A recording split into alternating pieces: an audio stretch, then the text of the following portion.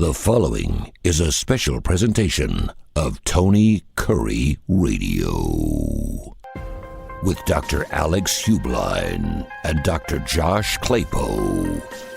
This is Adapt or Perish.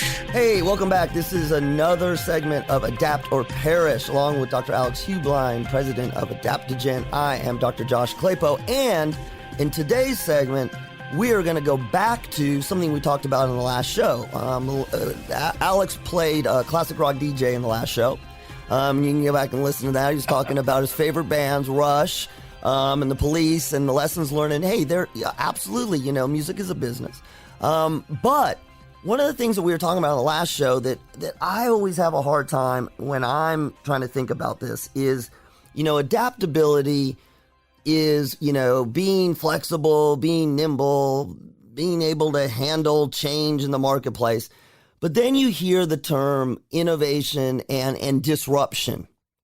And I think that I don't always get the difference. I mean, one, it sounds to me sometimes, Alex, like one is like, okay, be able to handle what's coming at you.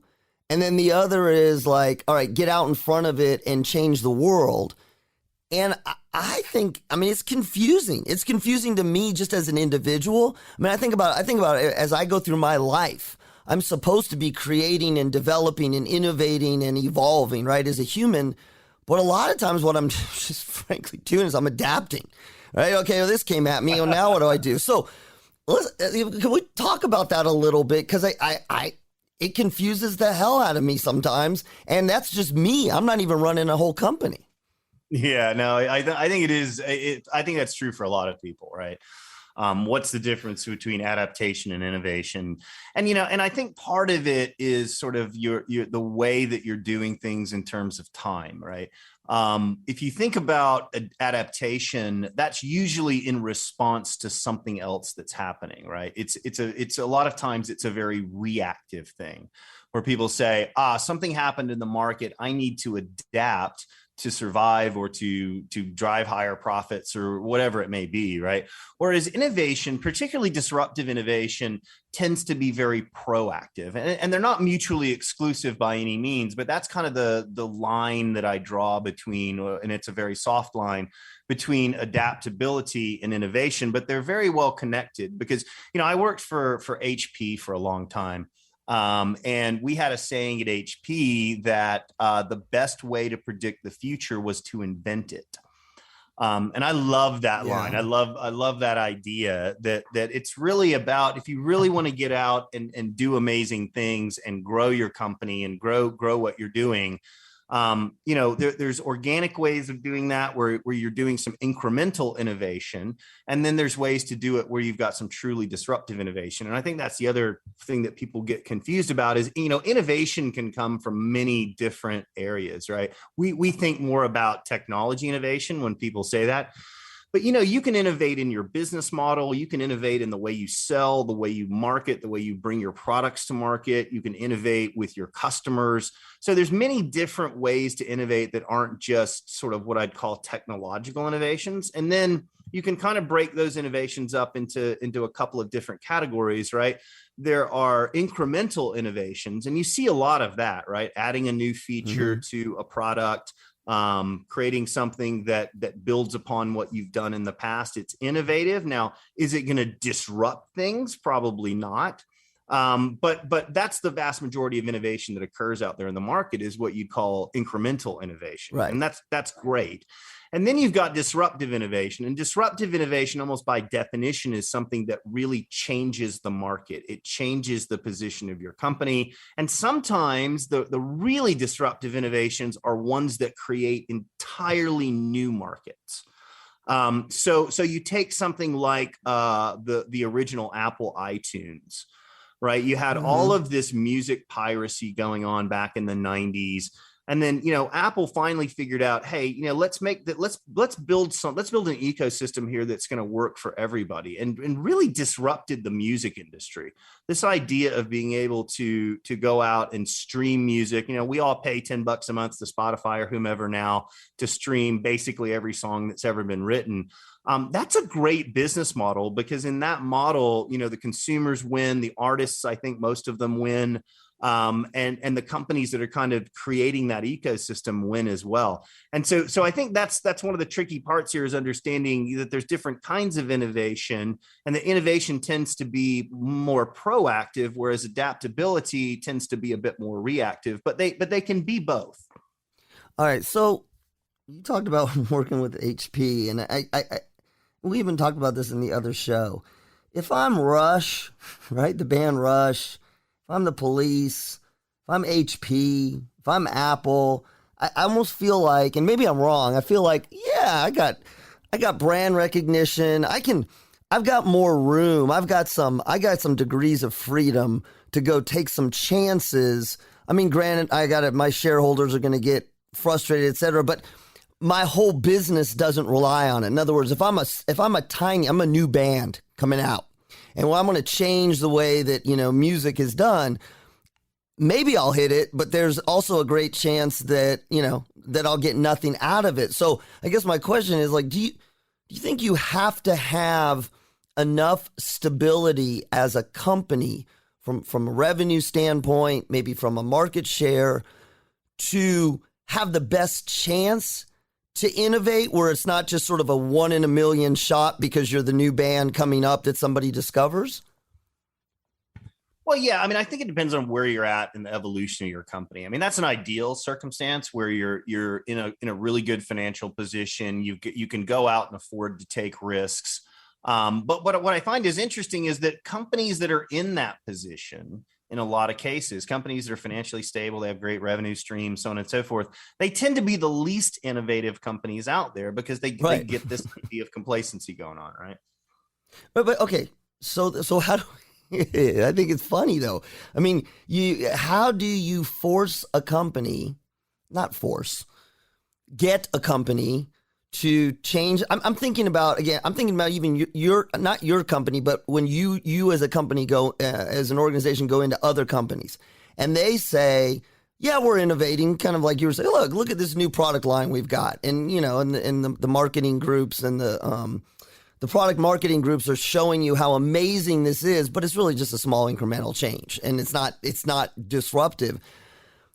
How do we get a culture of a company to use innovation as this like powerful weapon in the marketplace? Because of exactly what you said, like, okay, my spear is already working really well. Why do I want to go to some sort of laser gun? Yeah, exactly. And that's the conundrum these guys face, right? How do I foster innovation while still kind of making sure that I'm doing everything I need to go run the current business, the steady state business? And there's different strategies companies have come up with for doing that, right? And we talked about one of them on the last show, which is spinning off a company.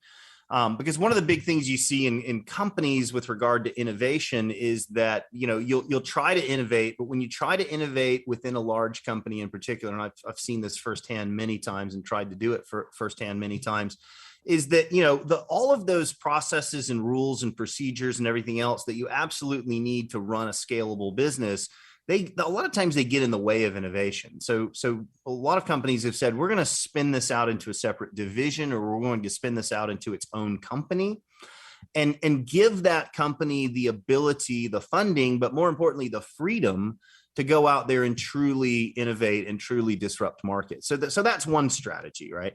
The second strategy is that, and this was a strategy that a lot of companies pursued. This was really popular, let's say from the 1960s to, even up until today, but it kind of fell out of favor, was creating an innovation group. Right. So you go, talking about HP had this big group of people, hundreds and hundreds of people, and they were in a division of HP called HP Labs.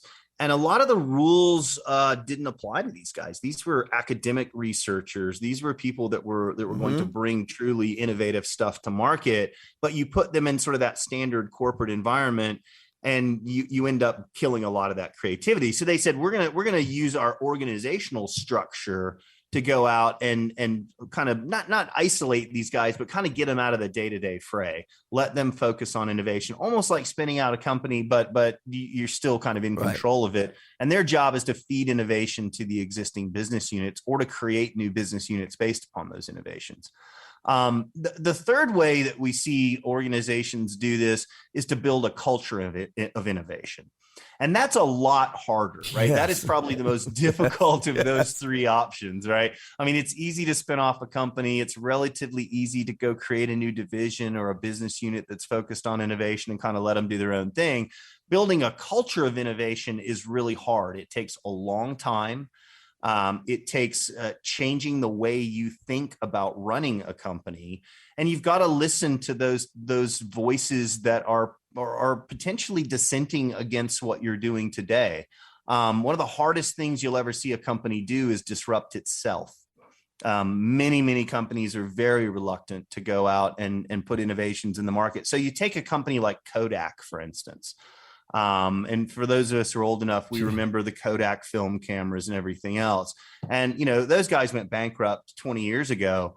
But the funny thing is, and they went bankrupt largely because of digital cameras. But the irony of that story is that they're the ones that actually produced the first commercial digital camera. They invented this technology, but they looked at it and they said, this is really going to mess up our film business, and we make a lot of money manufacturing film, having all the chemicals that they use to develop the film photographs, so on and so forth. So they looked at it and said, wow, this is really going to mess up our current business.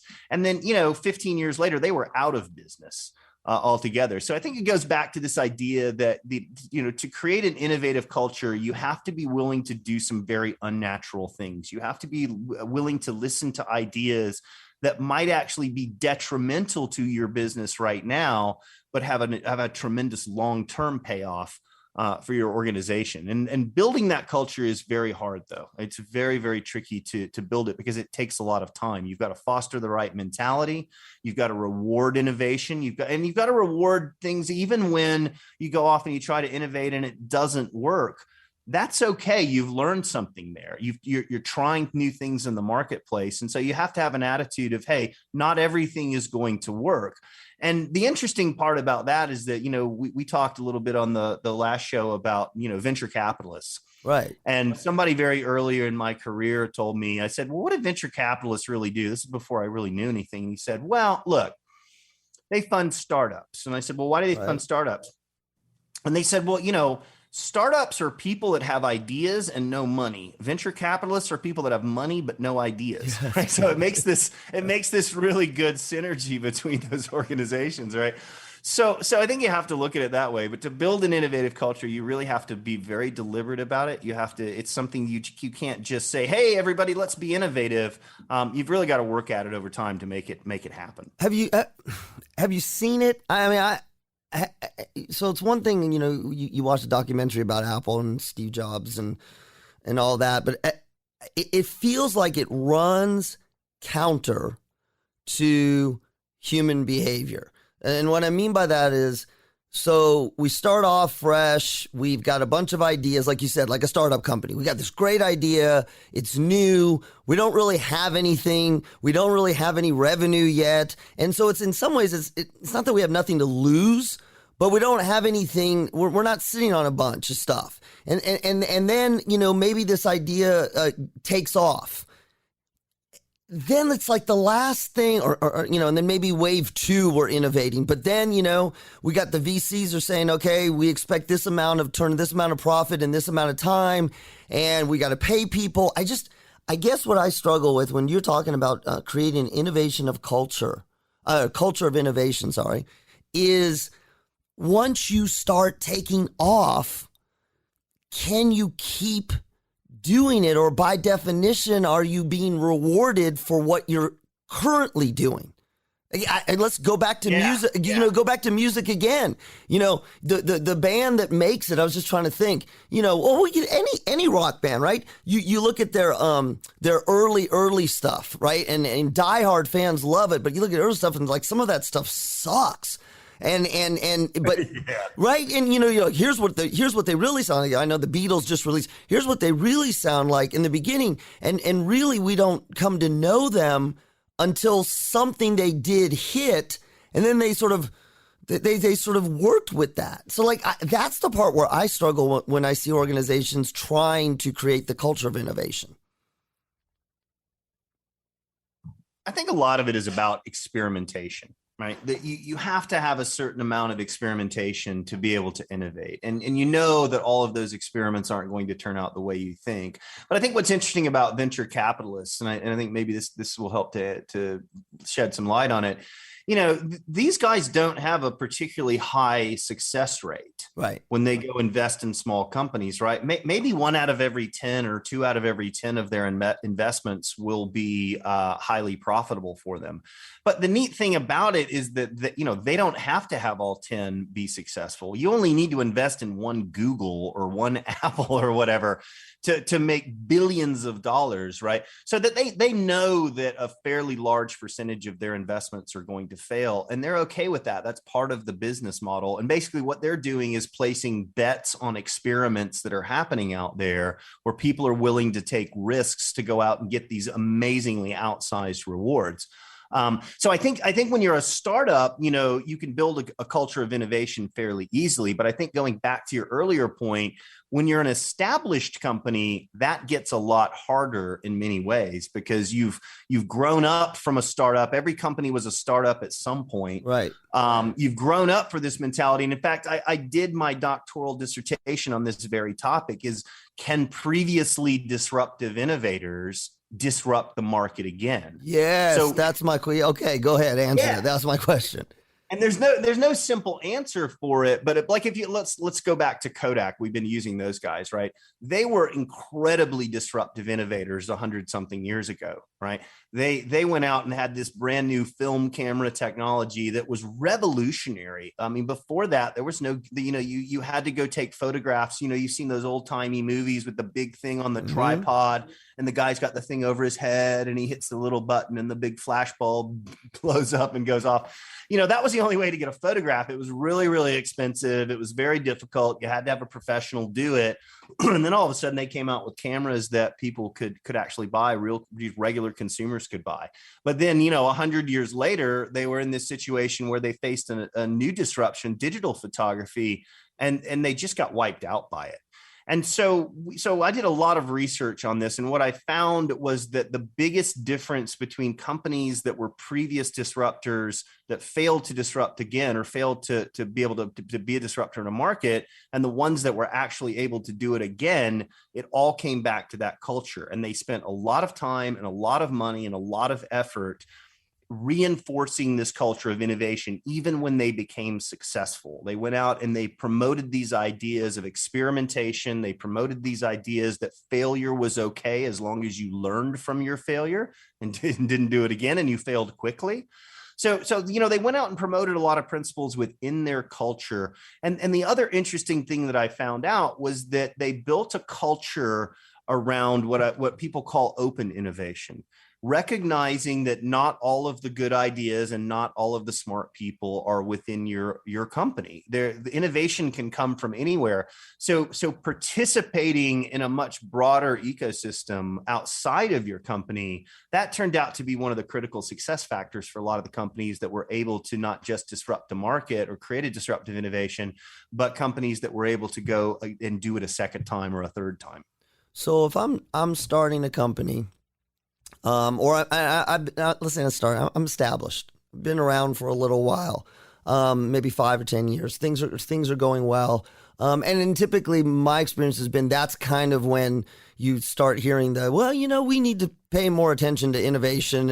And like you said, we sort of not spin out a company. We have the division. We'll create an innovation division and we'll put some people there and they'll come up with innovative ideas.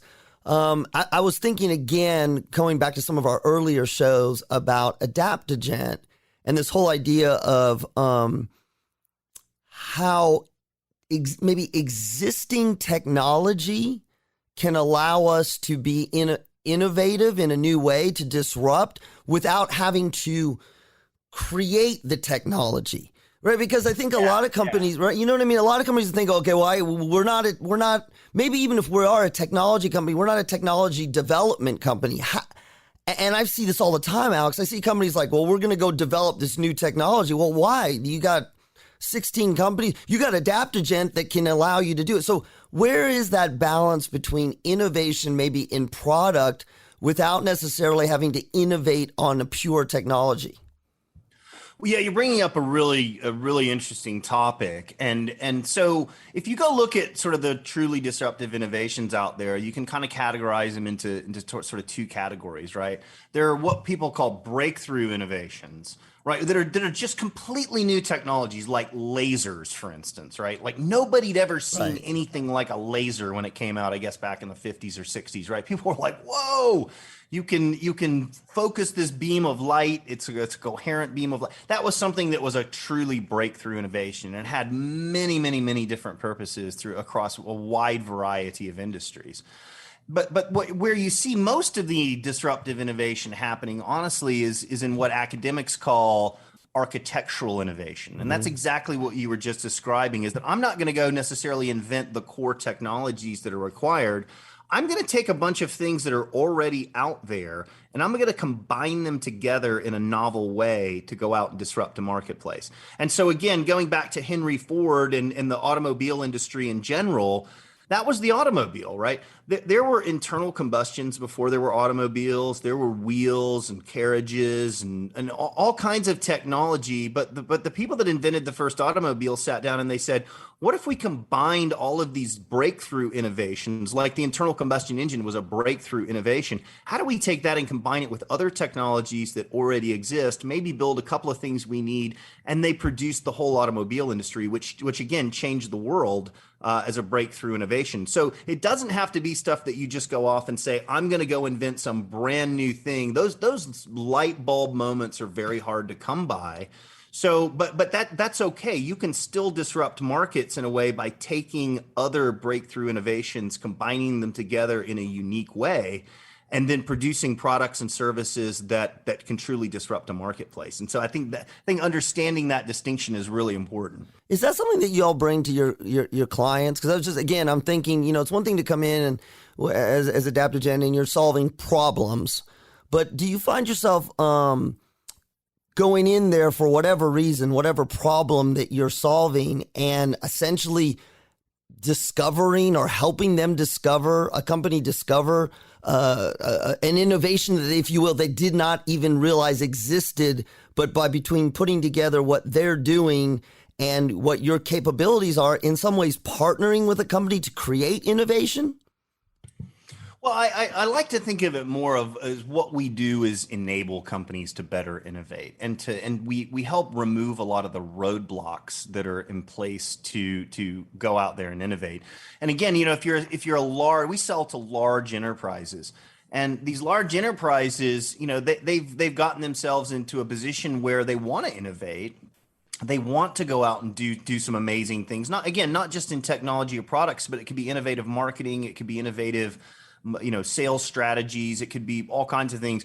But what they find is that because they've been in business so long, they've got systems and processes and procedures and IT technology gets in the way of them actually going out and innovate. So what we really try to do is to empower our customers to innovate. And one of the ways we do that is by helping them remove some of the barriers to innovation that they have in place that have built up over a long period of time. And that's really important, because I think most companies realize how important innovation is going forward. If you go look at innovation over the last 100 years or so, it's driven most of the economic progress we've seen in the world. It didn't come from labor and capital and so on and so forth like people thought a couple of 100 years ago. They thought, well, there's two equations to economic growth. There's labor and there's capital. And what they left out was maybe the most important part of that equation. The most important variable was, no, actually it's innovation, right? You can have lots of people, you can have lots of money, but those ideas don't come from nowhere. And so you've got to really be able to go out and innovate in the market to drive economic progress. And so I think a lot of companies realize that. They get it. They just don't know how to do it. And I read a McKinsey study recently that said, the average lifespan of a company in the S&P 500, 60 years ago, was 61 years. So that was the average lifespan of a company in the S&P 500. And today it's 18 years. And that just blew me away, right? Because that tells me that there are companies that are out there that are being disrupted on a daily basis. And I think a lot of people get, particularly in larger companies, that they have to go out and innovate, but it's a tough road, right? And so you've got to come up with a strategy, whether it's spinning companies off, whether it's a lot of people, they innovate through acquisition as well. Yeah. They will, and some great companies out there that are very, very smart about making acquisitions that are going to help them innovate, because they know that they're not going to be able to build a truly innovative culture within their own four walls. They're going to have to go acquire that culture and acquire those innovations to be successful going forward. And that's a very legitimate strategy. But as a company, you've got to kind of figure out, what strategy am I going to pursue? Am I going to pursue an innovation through acquisition strategy? Am I going to pursue an innovation through spinoffs or through creating separate divisions? Or am I truly going to try to build a culture of innovation that's at the individual level, not at a divisional or whatever level? And then they all have varying pros and cons, and they all have varying degrees of difficulty. So cheesy, but would you say that you have to be innovative about innovation? Yeah, no, that's a great way of looking at it, right? Yes, you do. You have to be clever in the way that you innovate. And doing that is tough, though, because if there were a simple answer for it, I would have written that book, and I'd be living on an island right now. There's no simple answer for it, but there are a lot of things you can do, and there's been a lot of good research, and there are a lot of great companies out there. There's consulting firms that can help organizations build the culture of innovation, show them how to do it. And then there's companies like the company I work for, Adaptigent, where we can come in and help remove a lot of the roadblocks to innovation, so we can empower those organizations to be able to innovate faster and better over time. Well, I do really like two ideas. I like the two things that you said. One is not just thinking that you as a company have to come up with all of the solutions. It could be partnering, it could be acquisitions, but also to talk about Adaptigent, realizing that if you're hitting a wall in a company, you got the idea, you've got it scoped out, that there are companies like Adaptigent that can help you break through, because what's holding you up is not what you want to do. It is the technological piece or the technological stack that is, it's that one thing, and it doesn't have to hold you back. So whether it's partnering, whether it's buying, whether it's acquiring, it sounds like and that's why I was saying, it sounds like there are so many ways to get at innovation that you almost like get to craft your own weapon, if you will. It's not just, it's not just an off-the-shelf weapon. You make your own.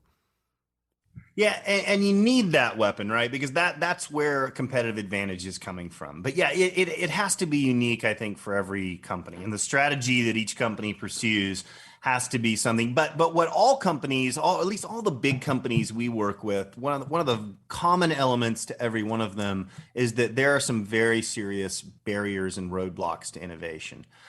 So even if you have a great idea, getting it implemented and getting it to market quickly can be a huge challenge. And time to market is a very important aspect of innovation. There are plenty of people that have had great ideas, but the market timing had passed by the time they were able to get them out to market, and their competitors had passed them by because it took them so long to do it. So you not only do you have to have the ideas, not only do you have to be able to come up with a strategy for generating those innovations, but if you have a whole bunch of things that are in your way, if you've got IT systems that can't do the things that you need to, that aren't adaptable, if you've got an inability to go get the kind of data you need within your company to go out and innovate, that's what causes a lot of the challenges. So it's the best intentions, but then when you go try to implement those intentions, you find it's a lot more difficult than you thought it was going to be. And that's one of the areas we help our customers with a lot. All right, so my expectation for you is to go write the book so that you can go buy an island or go. Actually, I don't know if you were going to buy the island. I'm thinking about it. Or going to go sit on the island where you can play your classic rock music. No, it's awesome. It's really mind-boggling and mind-blowing to think about this and to sort of make that difference between innovation and adaptation, and using innovation as a weapon, not just as a survival technique to adapt. No, great stuff, Alex. That's all the time we've got, though, for this session of Adapt or Perish. I need everyone to stay tuned to Tony Kurre Radio for our next episode of Adapt or Perish. This has been a special presentation of Tony Kurre Radio.